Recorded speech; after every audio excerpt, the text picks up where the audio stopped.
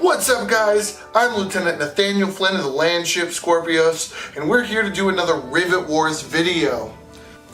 Today, we're going to be talking about a class highlight. We're talking about a class that was integral to armies of World War I and before. However, it needed to adapt in the Great War and slowly has been phased out of modern armies. That's right, today we're going to be talking about the Cavalry Class.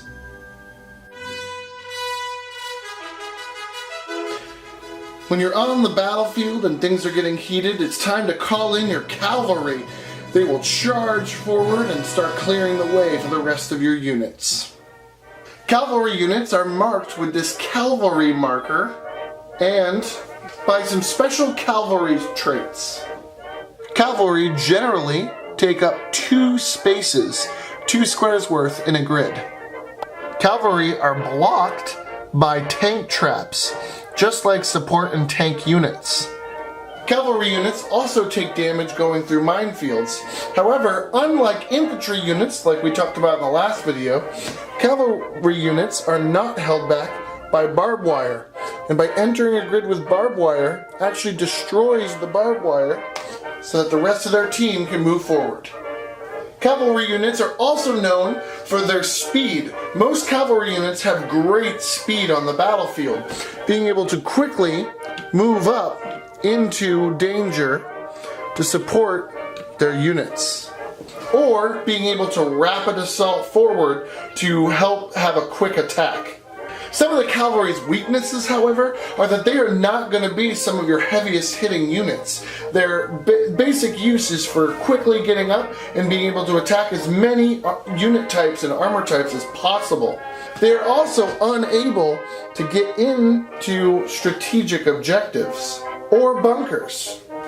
This means even after you come forward and clear out the barbed wire, and you attack and clear out the strategic objective,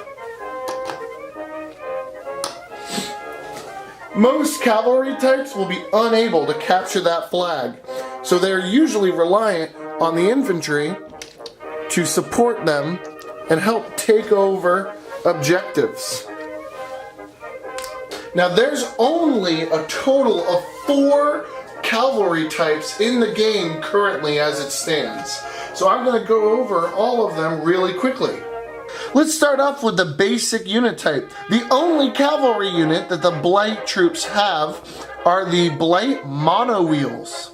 The basic cavalry unit on the Allied side is the Allied rocket cycles, a very quick and diverse unit who can help support most Allied teams. The next 2 cavalry units are actually heroes, with the base sets Captain W. Parman and War Room's General G. Paxton as a mech unit. Now let's talk some special facts. For instance, the most expensive cavalry units by far are the tie between Captain Parman and General G. Paxton, who both cost about the same.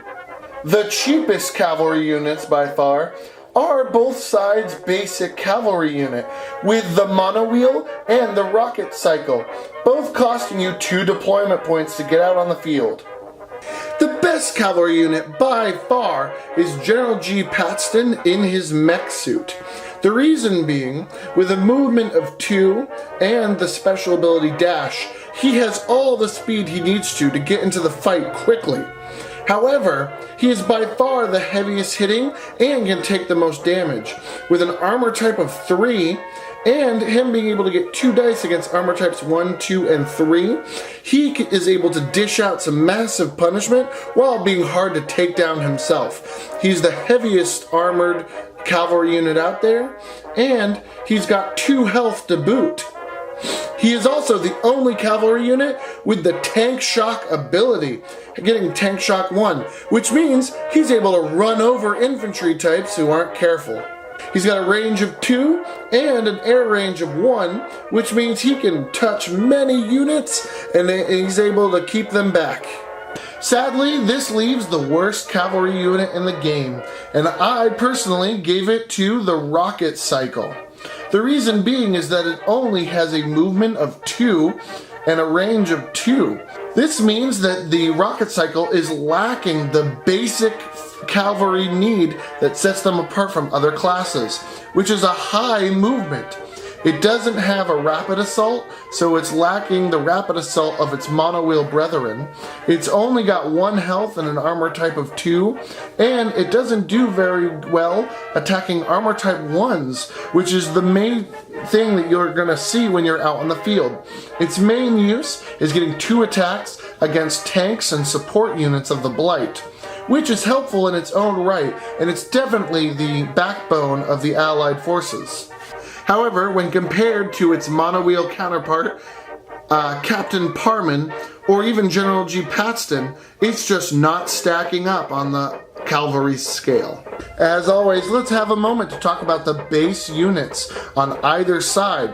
We just kind of got done talking about the rocket cycle, but I do want to mention some of its positives. Like, it does have 2 entire attacks, meaning that it's able to attack many different units on the field and gets a shot at taking them all down. It is one of the few units in the game that can hit armor type 4, which is good when playing with a heavy metal set, and it is one of the Allied's cheapest units to throw out to be able to control the Blight's superior support and tank units. Let's also not forget that it has an air range of 1, which means it can help ward off some of those planes if you're playing with the Battle of Brighton set. The monowheel, on the other hand, is a fantastic cavalry unit. Getting a movement of 3 and an armor type 2 means that it is impenetrable to those Allied riflemen, which will be its main target. It can move forward quickly and get into the fight. It also comes with that patented Rapid Assault 2, which means it can charge ahead and clear out some of those strategic objectives. It also has the Chain Attack, a special attack that it can be found in the base Eastern Front set. The Chain Attack is wonderful for its main use, clearing those riflemen out of bunkers and out of the strategic objectives. Now, it isn't a fantastic unit, getting 2 dice against armor type 1 and only 1 dice against armor type 2, and it only has a range of 1, but by far it uses the cavalry's speed and chain attack to great advantage. And it's decently cheap at 2 deployment points, so it's easy for the Blight to get a lot of these out and to move them up into the fight quicker. Of course, this does nothing for the heaviest hitter, who is awarded to General Paxton, who can hit some of the biggest units the hardest in this medium. And with that, this quick class highlight is over, with the cavalries getting back to the stables to either refuel, repair, or relax.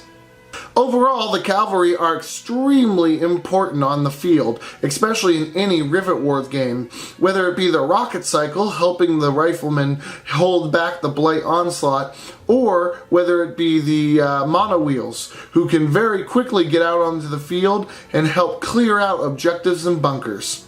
Even with the vast amount of units available for the Eastern Front expansion, these few cavalry units do make their impact on the field.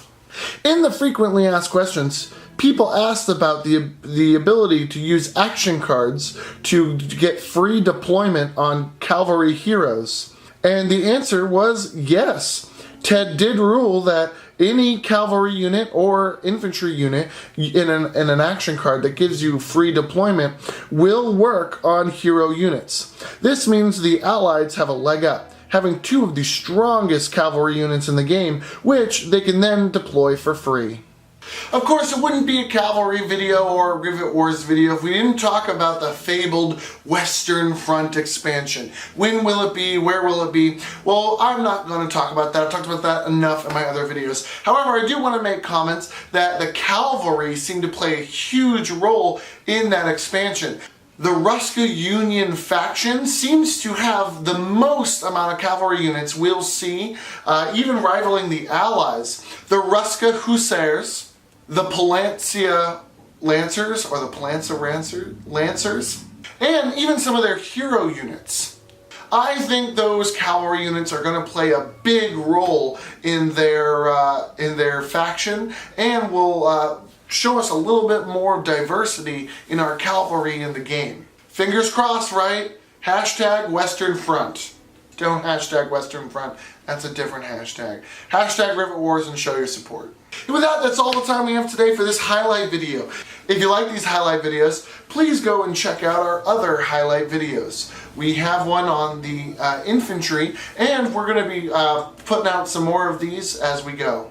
Now it's time for me to clean up for HuzzahCon, where we'll be playing some Rivet Wars. By the time this video comes out, it's probably come and gone. If the video's up, it'll be in my event videos playlist.